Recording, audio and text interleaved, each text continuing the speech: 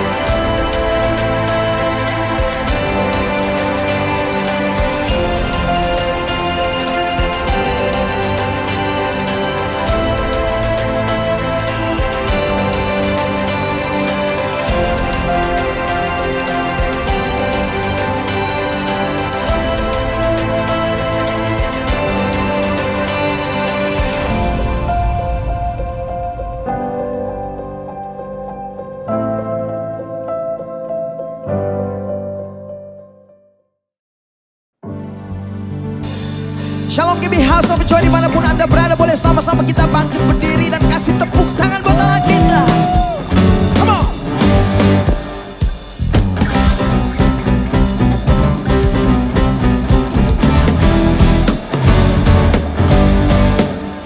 Dalammu ku temukan sukacita, dunia takkan sanggup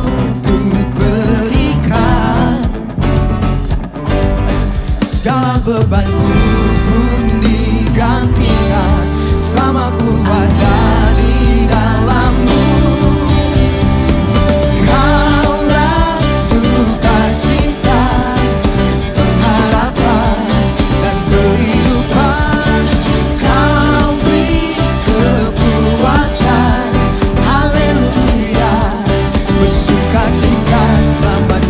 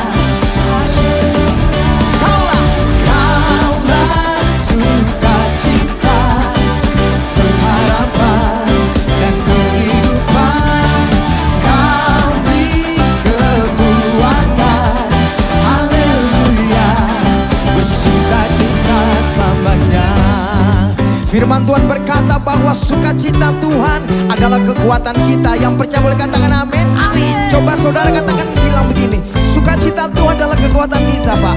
Bu, yang setuju katakan haleluya. Yang setuju boleh sama-sama katakan, come on. Oh, oh, oh, oh, oh. Oh, oh, oh, oh, oh, oh.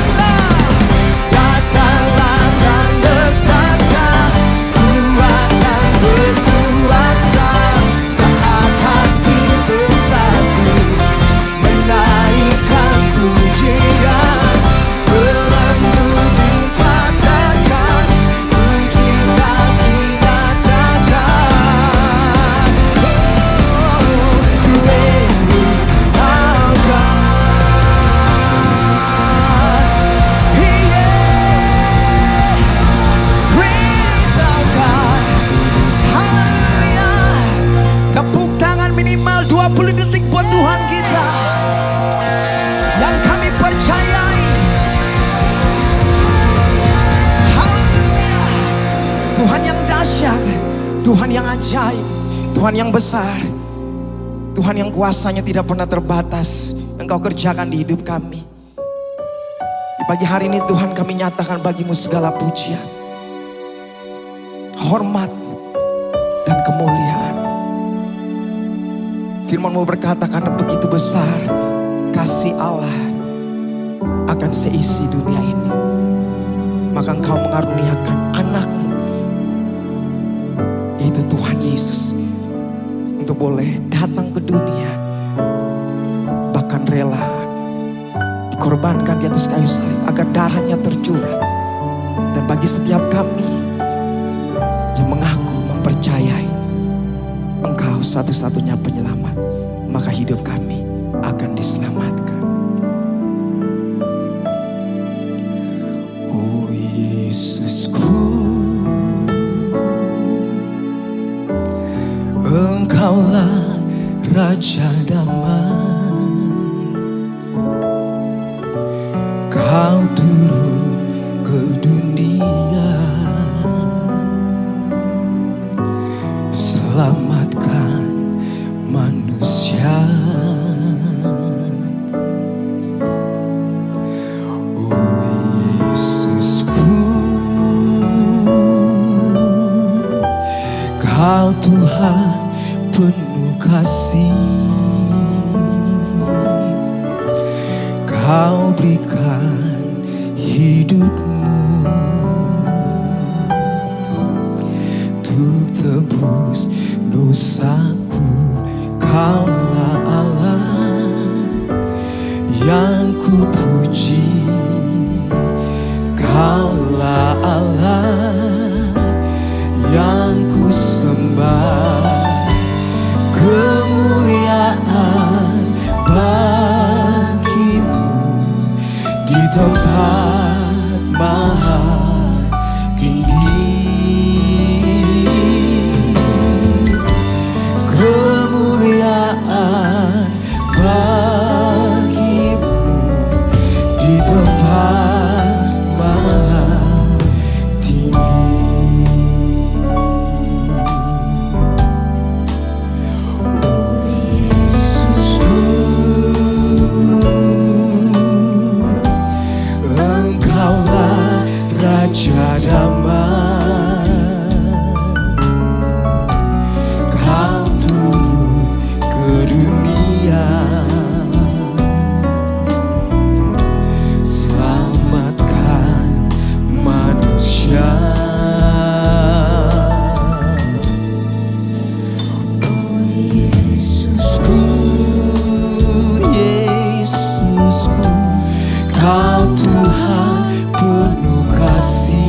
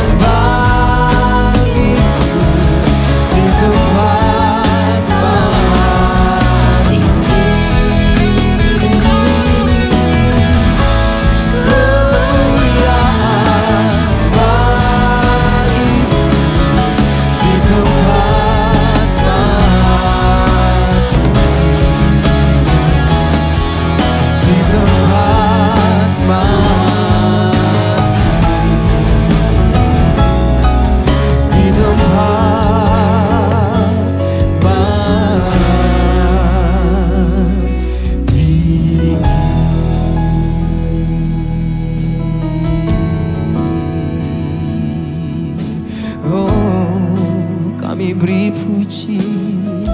Bagimu ya Allahku segala pujian, segala hormat, kemuliaan hanyalah bagimu ya Allahku,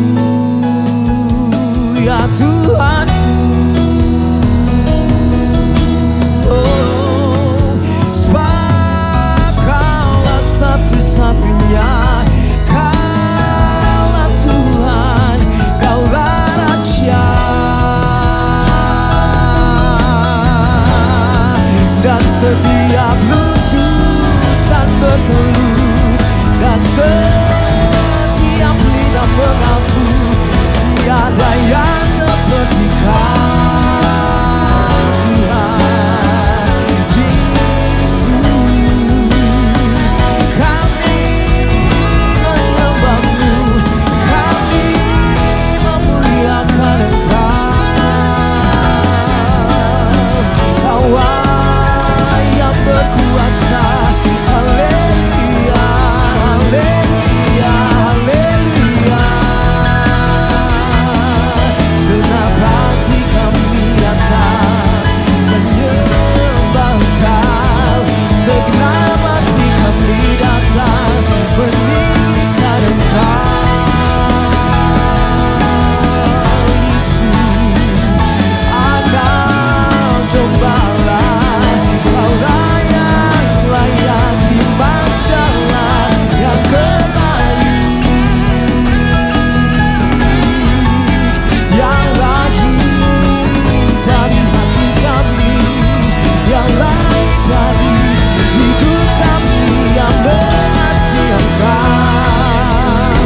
Oh Yesus, memuliakan Engkau, meninggikan Engkau. Yesus, haleluya, haleluya.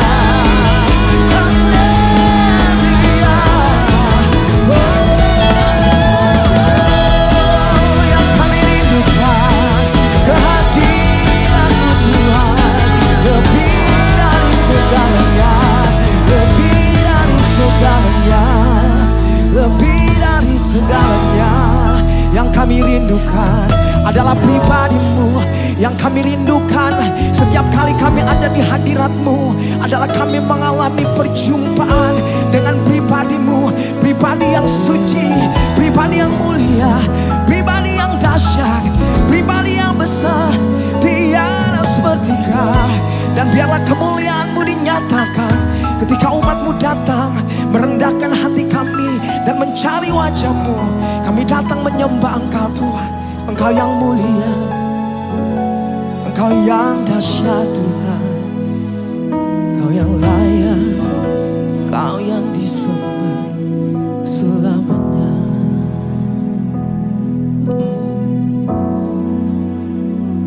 Engkau yang layak,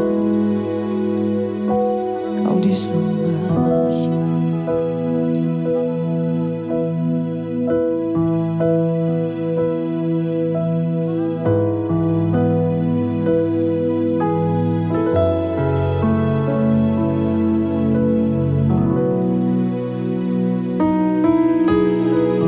Glorify your name. No other name but you Jesus.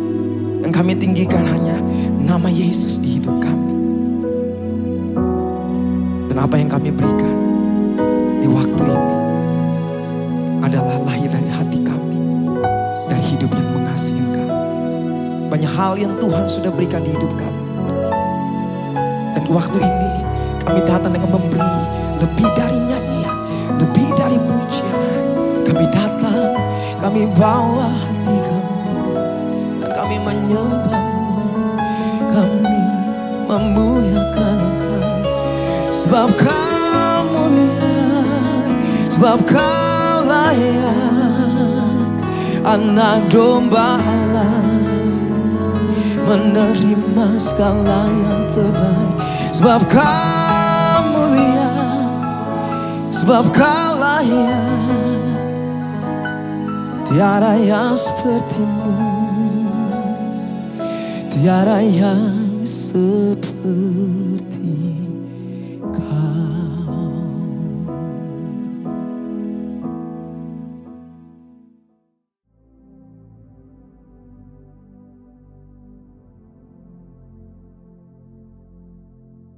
Shalom semuanya. Natal berbicara tentang kelahiran Tuhan Yesus ke dalam dunia ini. Ternyata kelahiran Tuhan Yesus ke dalam dunia ini sudah dinubuatkan oleh Nabi Yesaya sekitar 700 tahun sebelumnya.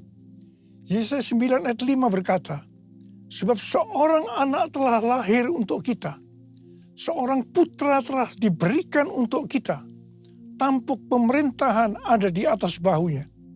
Dan namanya disebutkan orang, penasihat ajaib, Allah yang perkasa, Bapa yang kekal, Raja damai. Sebagai penasihat ajaib, Tuhan Yesus akan menyingkapkan rencana keselamatan sempurna untuk umat manusia. Disebutkan sebagai Allah yang perkasa, sebab di dalam Dia, di dalam Yesus, seluruh kepenuhan kealahan akan berdiam secara jasmani. Yesus adalah Allah yang menjelma menjadi manusia. Yesus adalah sepenuhnya Allah dan sepenuhnya manusia. Sebagai Bapa yang kekal, artinya Tuhan Yesus datang bukan hanya memperkenalkan Bapa surgawi, tetapi Dia sendiri akan bertindak bagaikan seorang Bapa terhadap umatnya. Yaitu mengasihi, melindungi, peduli, dan menyediakan kebutuhan kita umatnya. Sebagai Raja damai, Tuhan Yesus akan mendamaikan kita dengan Allah melalui pembebasan dari dosa dan kematian. Oh Yesusku, Engkaulah Raja damai. Kau turun ke dunia, selamatkan manusia. Oh Yesusku, Kau Tuhan penuh kasih. Kau berikan hidupmu untuk tebus dosaku. Kaulah Allah yang kupuji, Kaulah Allah yang kusembah. Kemuliaan bagimu di tempat maha tinggi.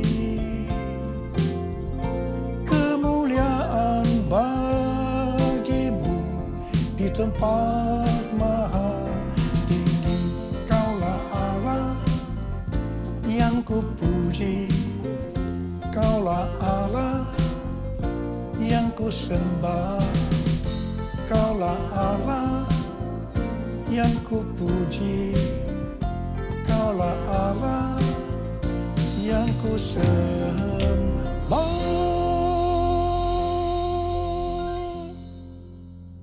Tuhan Yesus berkata dalam Yohanes 3 ayat 16, karena begitu besar kasih Allah akan dunia ini, sehingga Ia telah mengaruniakan anak yang tunggal, supaya setiap orang yang percaya kepadanya tidak binasa, melainkan beroleh hidup yang kekal. Ada apa dengan manusia sehingga Tuhan Yesus harus datang ke dalam dunia ini? Alkitab katakan, semua orang telah berbuat dosa dan telah kehilangan kemuliaan Allah. Upah dosa adalah maut, mati, tempatnya di neraka.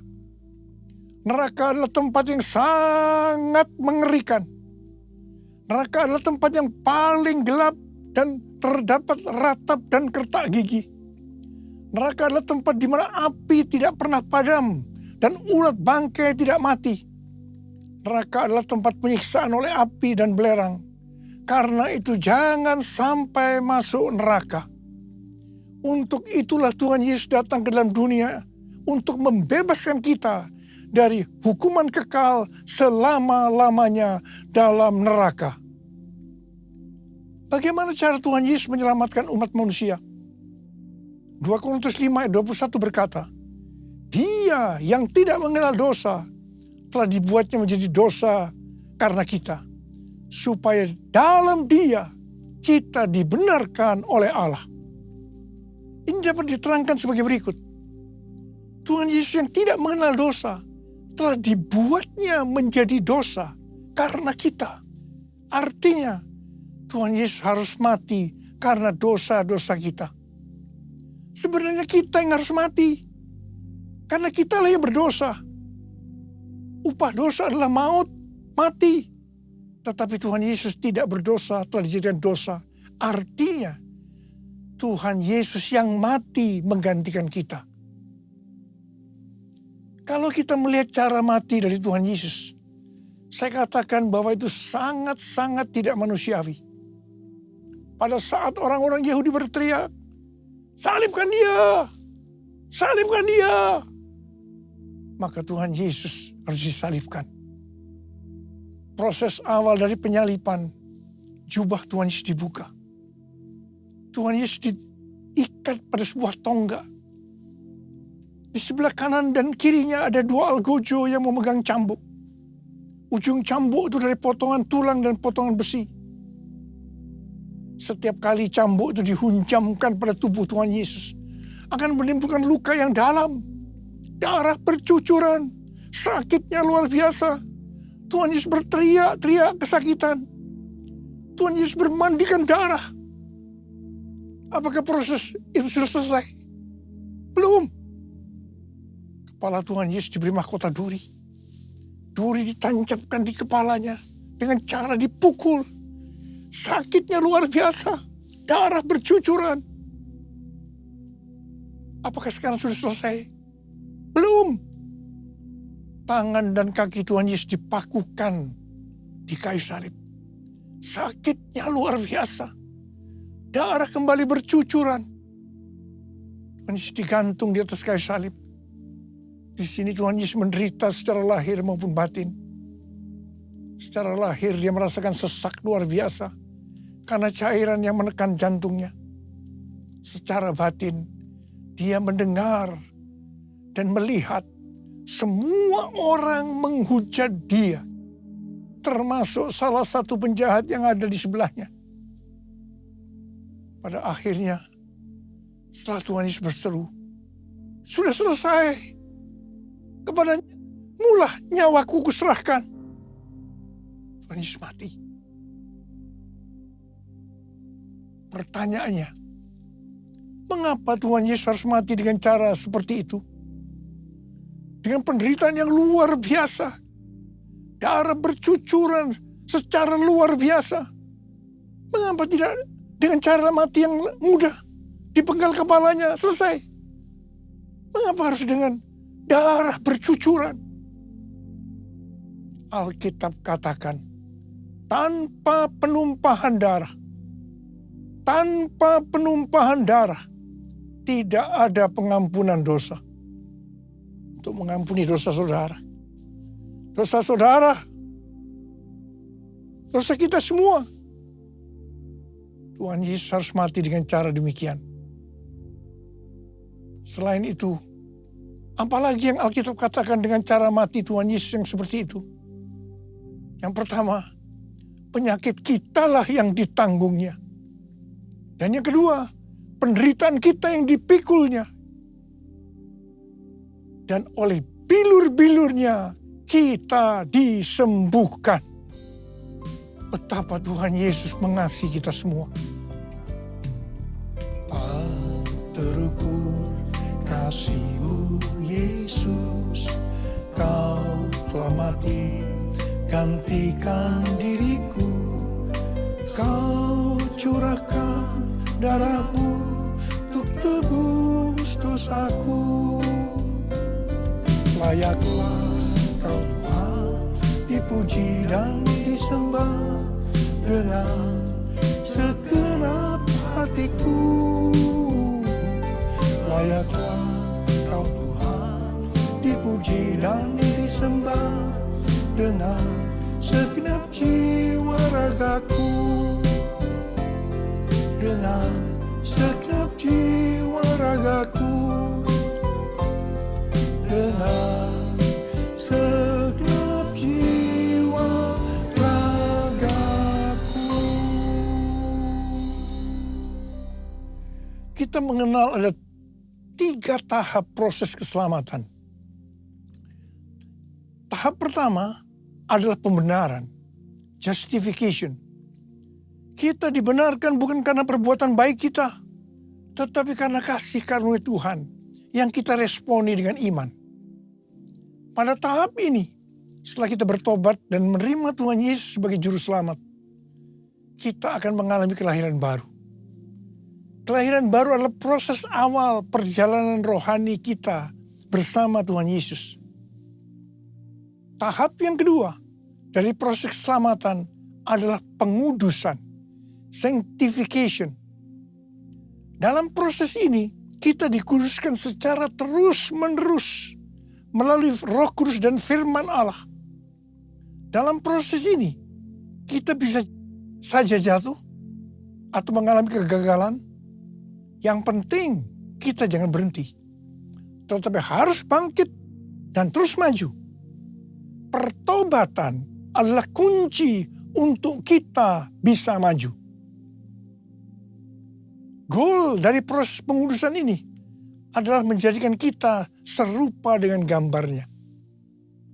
Roma 8 ayat 29 berkata, sebab semua orang yang dipilihnya dari semula, mereka juga ditentukannya dari semula untuk menjadi serupa dengan gambar anaknya. Supaya anaknya itu, menjadi yang sulung di antara banyak saudara. Ini berarti goal kita sebagai orang Kristen adalah menjadi serupa dengan gambarnya. Untuk menjadi serupa dengan gambarnya, maka sesuai dengan 1 Yohanes 2 ayat 6 yang berkata, barang siapa mengatakan bahwa ia ada di dalam dia, ia wajib hidup sama seperti Kristus telah hidup. Karena kita hidup sama seperti Kristus telah hidup, maka kita akan menjadi serupa dengan gambarnya. Menjadi serupa dengan gambarnya artinya menjadi murid Tuhan Yesus. Tahap ketiga dari proses keselamatan adalah pemuliaan, glorification. Kita yang menjadi serupa dengan gambarnya, yaitu murid. Pada saat Tuhan Yesus datang di awan-awan untuk menjemput gerejanya, kita akan menerima tubuh baru yang dikenal dengan tubuh kemuliaan. Dan setelah itu kita akan diangkat bersama-sama untuk bertemu dengan Yesus Kristus di awan-awan. Setelah itu kita akan masuk surga dan akan bersama-sama Tuhan Yesus selama-lamanya. Layak dipuji disembah Kaulah yang bertakhta dulu sekarang dan selamanya. Raja atas segala raja, namamu besar termulia.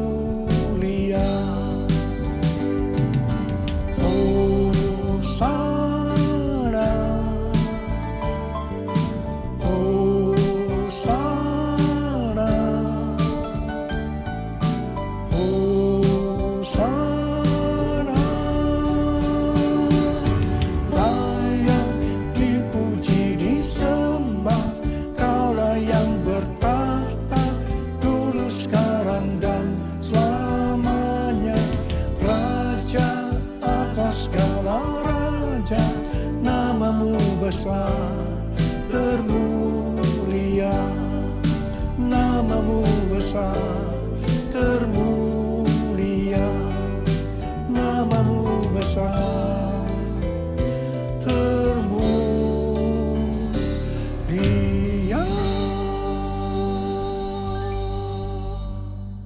Yesaya 60 ayat 1 sampai dengan 3 berkata, bangkitlah, menjadi teranglah, sebab terangmu datang dan kemuliaan Tuhan terbit atasmu. Sebab sesungguhnya kegelapan menutupi bumi dan kekelaman menutupi bangsa-bangsa. Tetapi terang Tuhan terbit atasmu dan kemuliaannya menjadi nyata atasmu.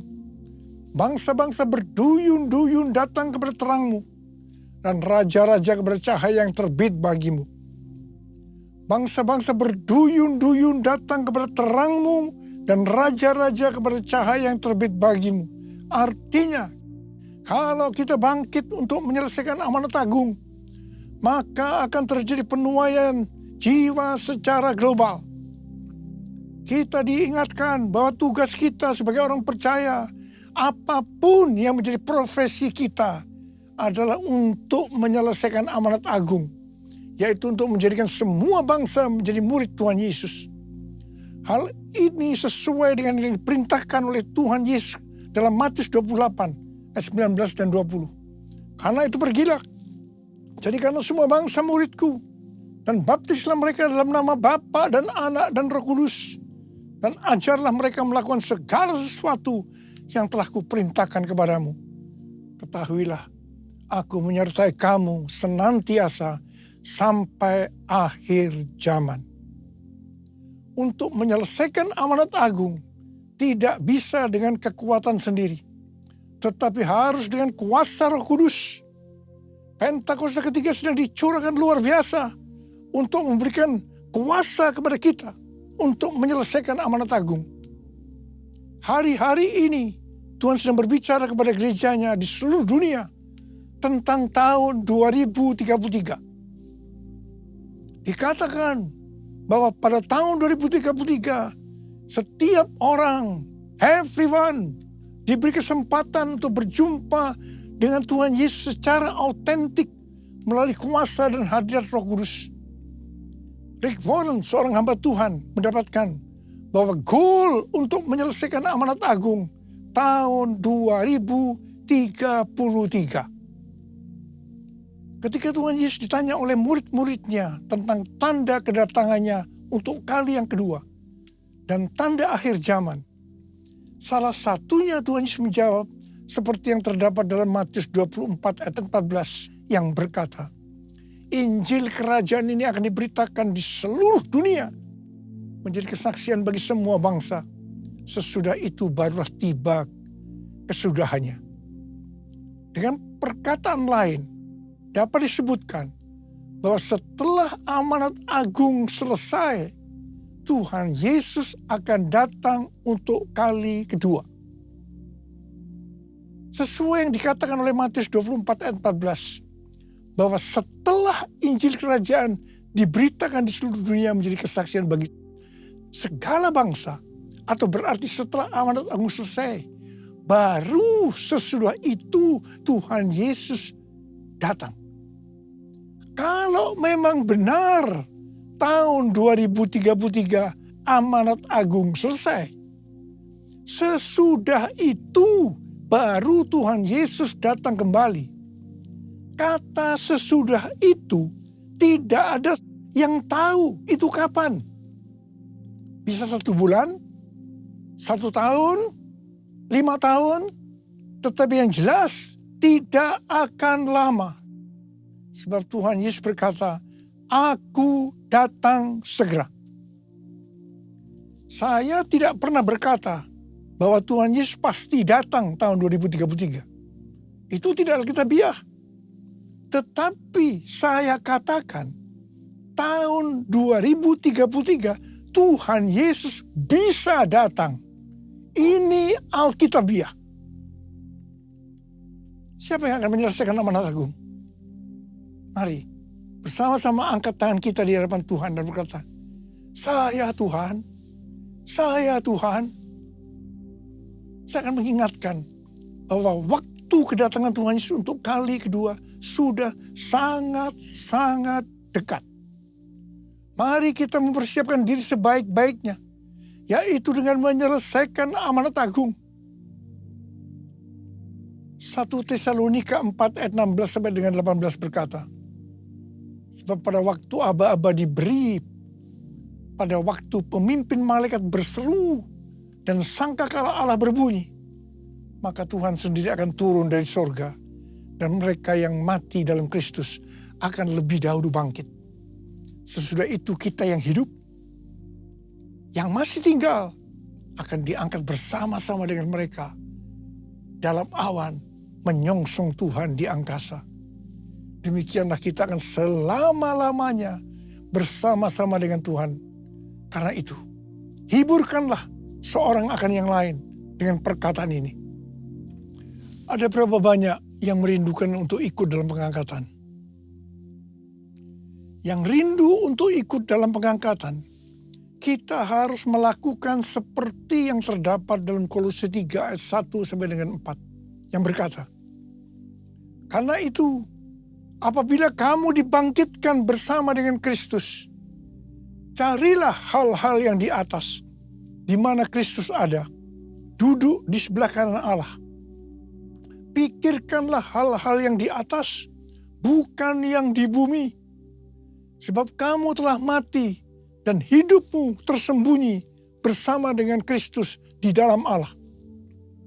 Apabila Kristus yang adalah hidup kamu tampak kelak, kamu pun akan tampak bersama dengan Dia dalam kemuliaan. Jadi kita harus mencari hal-hal yang di atas. Kita harus memikirkan perkara-perkara di atas, bukan yang di bumi. Natal tahun 2024 mengingatkan kita bahwa Tuhan Yesus Kristus menghendaki agar kita hidup bersama-sama dengan Dia di sorga. Ingat bahwa di sorga kita punya Tuhan Yesus yang adalah penasihat ajaib, Allah yang perkasa, Bapa yang kekal, Raja damai. Karena itu kita harus memikirkan perkara yang di atas. Dan perbuatan kita harus sesuai dengan itu. Kita harus menilai, mempertimbangkan, dan memikirkan segala sesuatu dari sudut pandang kekekalan dan surga. Tujuan dan sasaran kita hendaknya mencari hal-hal yang rohani. Tema Natal tahun 2024 adalah pikirkanlah perkara yang di atas. Karena Tuhan Yesus merindukan agar kita bersama-sama dengan Dia di sorga. Mari kita angkat tangan kita. Katakan bersama saya. Sembah dan puji Dia, sembah dan puji Dia, sembah dan puji Dia, Sang Raja. Sekali lagi, sembah dan puji Dia, sembah dan puji Dia, sembah dan puji Dia, Sang Raja. Mari kita berbahasa roh. Yang sudah berbahasa roh, kita berbahasa roh saja.